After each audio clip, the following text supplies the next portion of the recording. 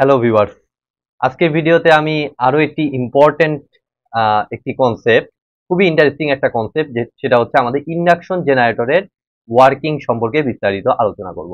তবে ভিডিওটি শুরু করার আগে আমি অবশ্যই বলবো, যারা আমার চ্যানেলে একদম নতুন তারা আমার প্লেলিস্ট থেকে ইন্ডাকশন মোটরের উপর আগের বেসিক ভিডিওগুলো একটু দেখে আসুন, তাহলে আপনাদের বুঝতে সুবিধা হবে আজকের কনসেপ্টটা স্পেশালি।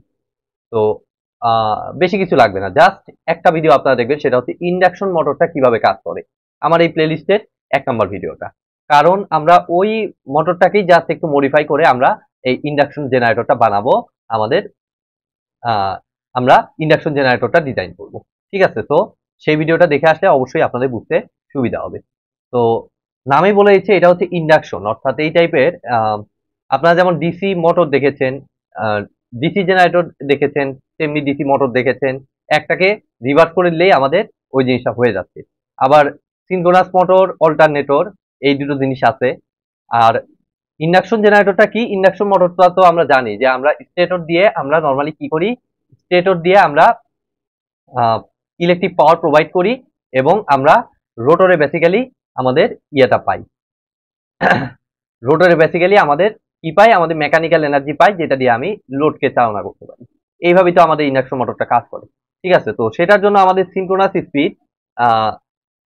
স্পিড আমরা দেখেছিলাম, তার থেকে কিন্তু রোটরের স্পিডটা কিছুটা কম ছিল। তো এই বিষয়টাও হালকা করে আমাদের ধারণা রাখা দরকার। এখন আমরা এই জিনিসটাকে রিভার্স করবো, অর্থাৎ ইন্ডাকশন জেনারেটরে যাব, ইন্ডাকশন মোটরটাকে জাস্ট একটু রিভার্স করবো।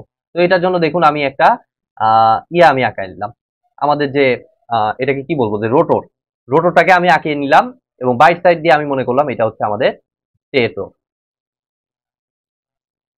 বাইট সাইড দিয়ে আমি মনে করলাম স্টেটর, মাঝখানে এয়ার গ্যাপ আছে। যাই হোক, হোয়াট এভার, আমাদের এয়ার গ্যাপটা এখানে খুব একটা বেশি দেখতে হবে না, আমাদের জাস্ট এই পার্টটাকে, আউটসাইড পার্টটাকে আমি বলতেছি স্টেটর। এটা হচ্ছে আমার হচ্ছে স্টেটর,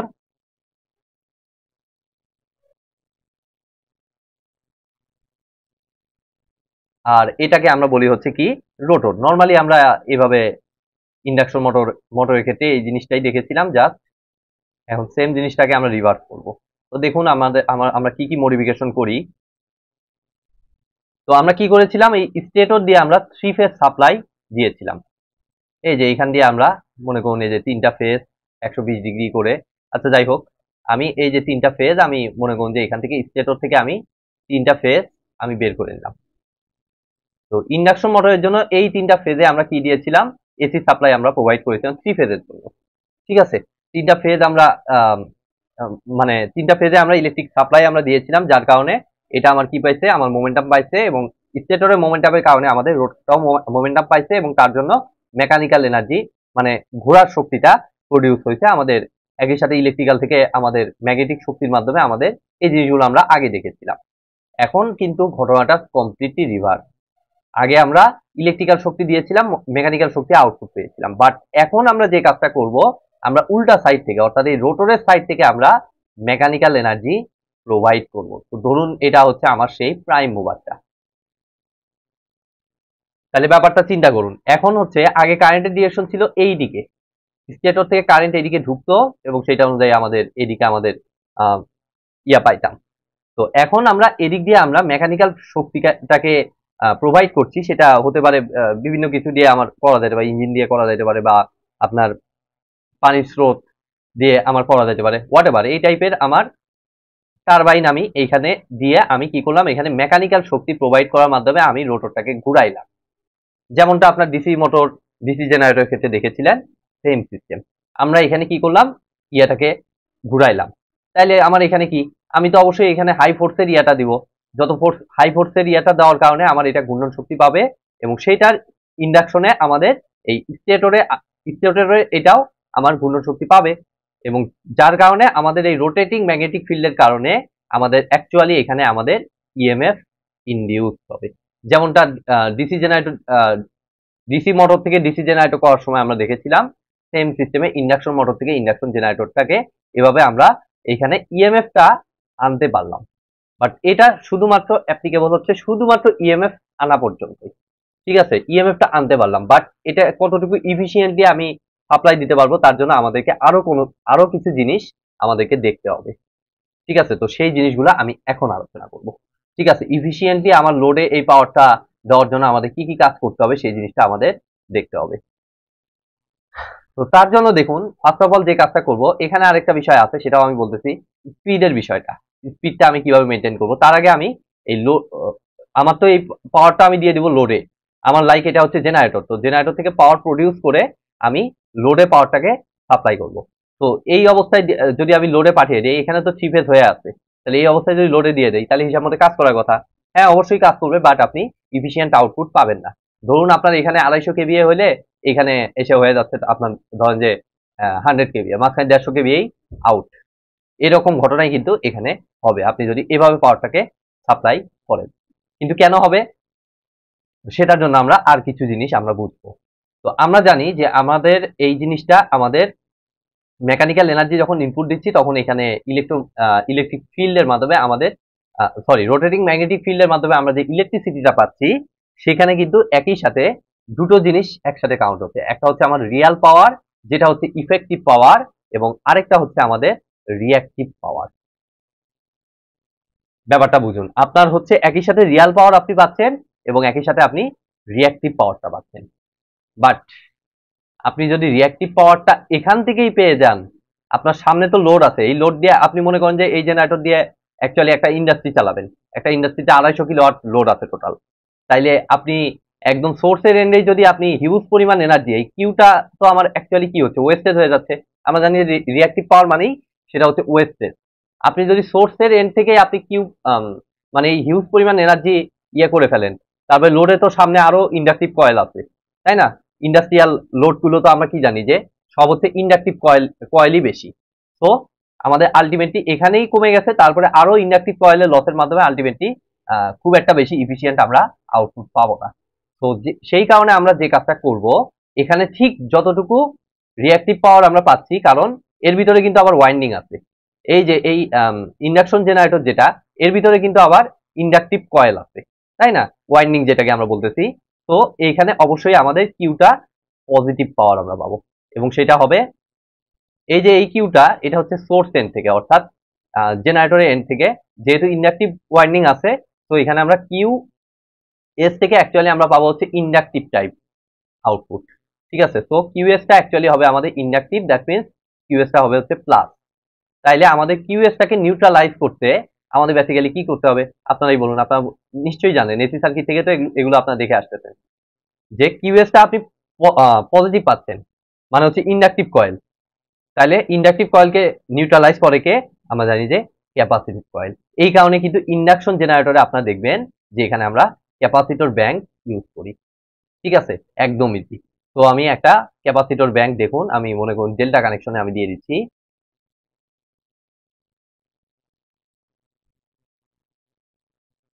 ডেল্টা কানেকশনে আমি দিয়ে দিলাম একটা ক্যাপাসিটর ব্যাংক, এবং এই ক্যাপাসিটর ব্যাংকটা আমার ডিপেন্ড করছে এটার ওয়াইন্ডিং এর উপর। আমি এখান থেকে কতটুকু ইন্ডাকটিভ পাওয়ার পাচ্ছি সেই অনুযায়ী আমি এই ক্যাপাসিটর ভ্যালুগুলোকে সিলেক্ট করব। ঠিক আছে, সেটারও অনেক প্রসিডিউর আছে, সেটা প্র্যাকটিক্যাল কেস অবশ্যই। আমি জাস্ট এইটুকু আইডিয়া আমাদের ওয়ার্কিং বোঝার জন্য জাস্ট এইটুকু আইডিয়া রাখলেই চলতেছে যে আমাদের ইন্ডাকটিভ হিসেবে ধরেন যে আমার 250 কেভিএ আমার ইন্ডাকটিভ ইয়া হলো, তাহলে আমার অবশ্যই এখানে 250 কেভি এয়ার এর আমার ক্যাপাসিটর ব্যাংক ইউজ করতে হবে। তো এইভাবেই অ্যাকচুয়ালি এগুলো ডিজাইন করা হয়। তাহলে এখন দেখুন এই ফেজটাকে আমি দিয়ে দিলাম এর সাথে, এই ফেজটাকে আমি দিয়ে দিলাম এর সাথে। থ্রি ফেজ আমরা যেভাবে ইয়ে করি সেম সিস্টেমে দেখুন এটাকে দিয়ে দিলাম এর সাথে। দেন আমি ফাইনালি এখান থেকে আমি আউটপুট গুলো নিয়ে নিলাম। তাহলে এই যে 1 নাম্বার ফেজ, 2 নাম্বার ফেজ, এই যে 3টা ফেজ পাইলাম, এই 3টা ফেজকে অ্যাকচুয়ালি আমি এখন দিয়ে দিব আমাদের লোডে। তাহলে কি হইলো ঘটনা, এখন কিন্তু আমরা এই সাইডটাতে ইফিসিয়েন্ট আউটপুটটা পাইলাম। আমাদের যতটুকু নষ্ট হয়েছিল সেটাকে আমি ক্যাপাসিটি ইয়ার মাধ্যমে, লাইক অনেকটা পিএফআই এর মতো, পাওয়ার ফ্যাক্টর ইমপ্রুভমেন্টের মতো, আমি ওই পরিমাণটা রিগেইন করে দেন আমি লোডে সাপ্লাই করতে পারছি। ঠিক আছে, এর মাধ্যমে আমি এই সাইডটাতে ইফিসিয়েন্ট ইয়ে পাইলাম। এখন আমাদের এখানে কিছু জিনিস আমাদের বুঝতে হবে, আমাদের ম্যাথমেটিক্যাল প্রবলেমের জন্য এটা ইম্পর্টেন্ট, প্লাস কনসেপচুয়াল ধারণার জন্য ইম্পর্টেন্ট। সেটা হচ্ছে আমাদের স্পিডটা আমরা কিভাবে এখানে মেনটেন করব। তো দেখুন আমরা নিশ্চয়ই এই ইকুয়েশনটা আমরা ইয়ার ক্ষেত্রে দেখেছিলাম, স্লিপ ইকুয়েশন ইন্ডাকশন মোটরের জন্য। এটা হচ্ছে ইন্ডাকশন মোটর, তাহলে এস এম দ্বারা প্রকাশ, এম তে মোটর। তাহলে এটা অ্যাকচুয়ালি ছিল কি আমাদের NS minus NR NS minus NR divided by আমাদের কি এনএস। এবং আমরা অলওয়েজ দেখেছিলাম যে আমরা ম্যাথও করেছি, আমাদের থিওরিও আমরা দেখেছি, আমরা সেখানে দেখেছিলাম এনএস হচ্ছে সিনক্রোনাস স্পিড, যেটা অলওয়েজ এনআর এর তুলনায় বড়। এটা হচ্ছে ইন্ডাকশন মোটরের জন্য আমাদের কি হচ্ছে, এনএসটা অলওয়েজ এনআর এর তুলনায় বড়, যার কারণে ঘটনা কি ঘটতেছে, আমাদের এসএমটা কিন্তু আমাকে দিচ্ছে হচ্ছে পজিটিভ একটা ভ্যালু। তো এটা খুবই ইম্পর্টেন্ট, যে জিনিসটা এখন দেখাচ্ছি এটা কিন্তু খুবই ইম্পর্টেন্ট জিনিস। এটা না করলে আপনি ম্যাথ করতে কনফিউজ হয়ে যাবেন, প্রবলেম হবে আপনার। প্লাস কনসেপচুয়াল ধারণাও ক্লিয়ার থাকা দরকার, কারণ এগুলো theory related question viva board বা বিভিন্ন জায়গায় আস্ক করতে পারে। ঠিক আছে, তো এটা হচ্ছে আমাদের এসএমটা, অর্থাৎ মোটরের স্লিপটা আমাদের আসতেছে পজিটিভ। তো এটা এটা নিশ্চয়ই আপনারা জানেন, এটা সম্পর্কে আগেও আমি আলোচনা করেছি। বাট এবার আমরা দেখবো ইন্ডাকশন জেনারেটরের জন্য আমরা স্লিপটাকে মনে করলাম এসজি, জিতে জেনারেটর। তো এখানেও আমাদের সেম ইকুয়েশন, স্লিপের ইকুয়েশন তো আর চেঞ্জ হবে না, এটা অ্যাকচুয়ালি হবে আমাদের কত, NS minus NR NR divided by আমাদের কত, NS minus NR divided by আমাদের হচ্ছে এনএস। তো এই এনআরটা কিন্তু অ্যাকচুয়ালি আরেকটা নাম আমি বলতে পারি, সেটা হচ্ছে রোটরের স্পিড। ব্যাপারটা বুঝুন, এই এনআরটাকে আমি বলতে পারি আরেকটা নাম কি বলতে পারি, রোটরের স্পিড। তো আপনি প্রাইম মুভারটাকে এইখান থেকে ঘুরাচ্ছেন, ঠিক আছে, এটা ঠিক ইন্ডাকশন মোটরের ঠিক উল্টা কেসটা আপনি করতেছেন। আর এনএসটা হচ্ছে আমরা জানি যে এই সাইডটাতে, ঠিক আছে, এনআরটা হচ্ছে রোটর সাইড, রোটর সাইড।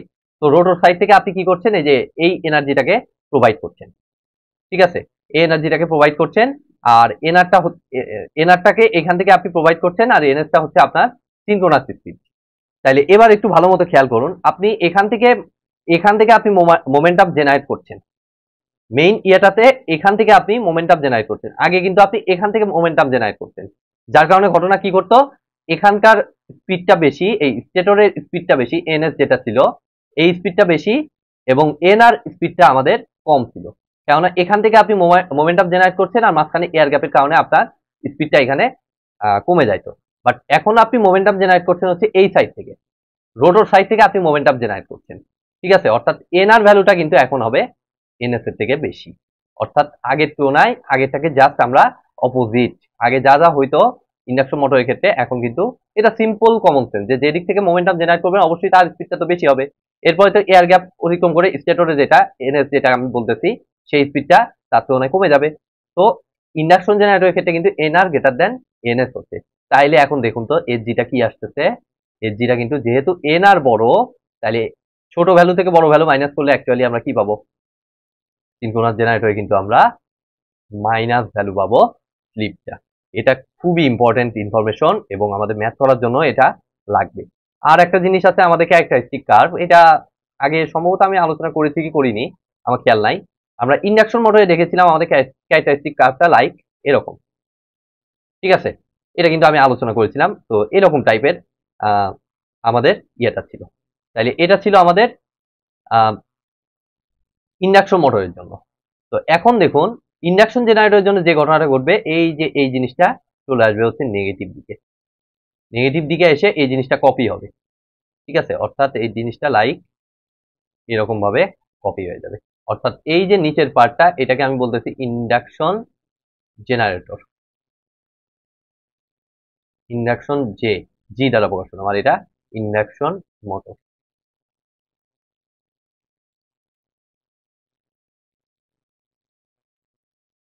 ঠিক আছে, তো এইদিকে আমরা নেই হচ্ছে তাহলে স্লিপকে এই সাইডে নিলাম, আর স্পিডটাকে আমরা এই সাইডে নিলাম মনে করো।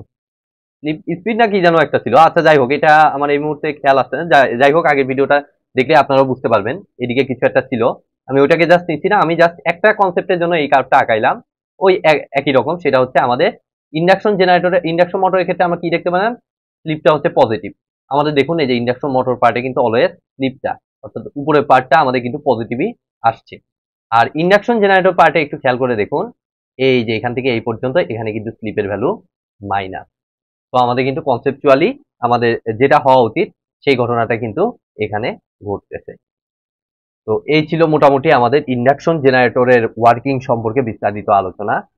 তো এরপরে আমি ইন্ডাকশন জেনারেটরের প্রবলেম আমি সলভ করব, এবং তারপরে আমি ইন্ডাকশন মোটরের আরো অনেকগুলো কনসেপ্ট আছে, সেগুলো আমি কভার করার চেষ্টা করব। আজকের মতো ভিডিওটি এ পর্যন্তই।